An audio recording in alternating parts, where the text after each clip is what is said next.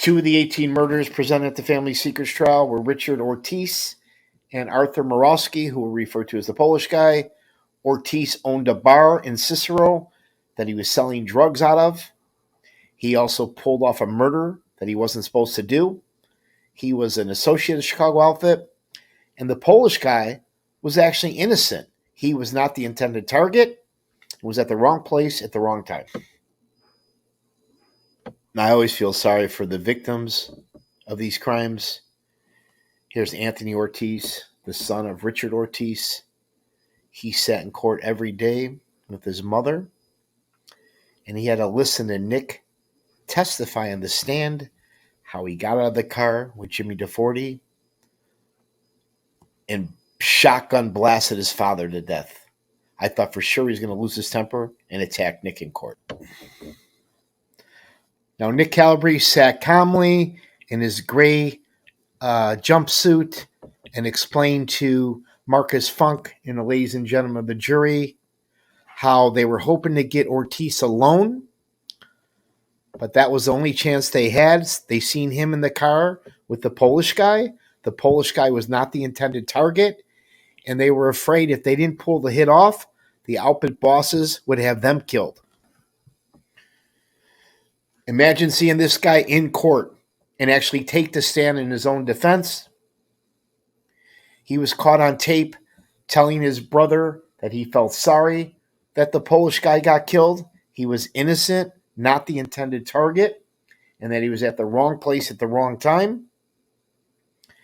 He also laughed when Marcus Funk cross-examined him and said, "Why would I kill that guy? I loved him."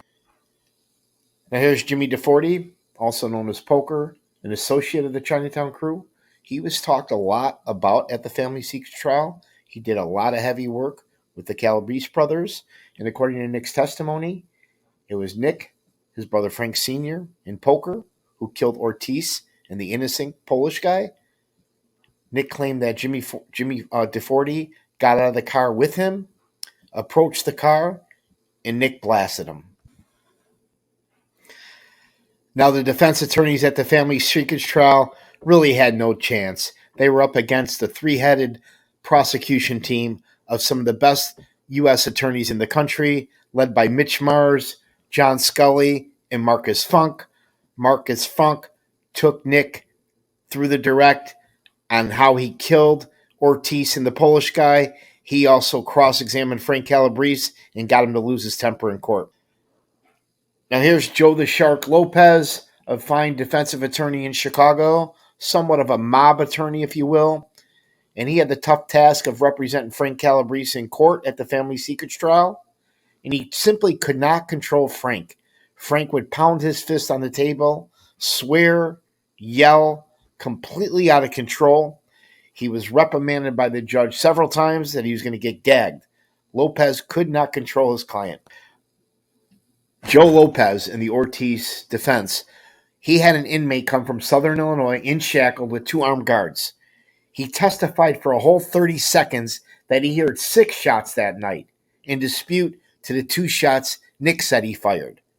As he was leaving the courtroom in shackles, he stopped by Joey Lombardo's desk, bowed to him in respect, and he actually startled Joey. Joey pushed back in his chair.